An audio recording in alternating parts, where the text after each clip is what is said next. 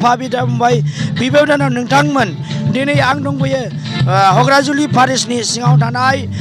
थालिरबारि मण्डलियावहाय बेयावहाय दिनै जोंहा सासे गोदान देउरिखौ गोदान फादारखौ मोननो हाबाय दा आङो बिथांनाव बिनिनो फंनैसो सोंनो सानदों फादारा दिनै सासे दिनै फादार जानो हानानै नोंनि गोसोआव माबायदि मोनदों आङो फादार जानानै जोबोर गोजोननाय मोनदों गिबियाव आङो नोंथांमोनखौ गासैखौबो खुलुमहरनाय थाबाय आरो आंनि गोसो गोरबोनिफ्राय मान बावनाय थाबाय गिबियाव आङो बिफा इसोरखौ बोर बाख्नायो आरो मान होयो मानोना बियो आंखौ दौरि खालामबाय बिशप माइकेल आकाशि टप'नि द्वारा आं बेवहायनो आङो बिशप माइकेल आकाशि टप'खौबो गोबांथार हामबायो आरो मान बावो मानोना बियो आंखौ मैयाहाय दौरि फसंबाय बिनि थाखाय आरो जोंनि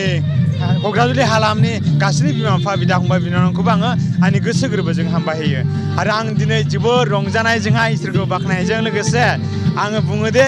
दौरि जानाया मोनसे जोबोर गोग्गानायनि बाथ्रा आरो आङो बे गोग्गानायखौ निस्सय आङो आंनि जिउआव लानानै आवगायलांगोन आरो आं बेखौनो बुंनो सानो दे जाय इयुथफोरा माबा मोनसे जिउआवहाय जाफुंनो सानदों बे एमखौ लानानै 100% हो बेवहाय आरो नोंथांमोना साक्सेसफुल जागोन डक्टर इन्जिनियार दौरि फादार सिस्टार नोंसोर जानो हागोन स' नोंसोरो ट्राइ खालाम आरो जिउआव 100% आरो खस्थ' खालाम बेखौनो बुंनानै आङो गासैखौबो खुलुमबाय गोजोननाय थाबाय फादारनिसिम